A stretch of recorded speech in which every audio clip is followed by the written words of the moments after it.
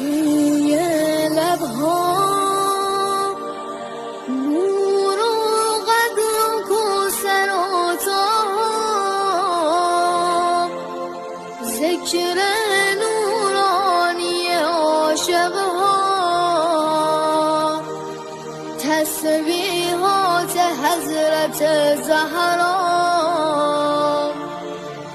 الله اکبر این همه جلال، الله اکبر این همه شکوه، الله اکبر در راه علی، فاطمه ایستاده مثل یک کوه.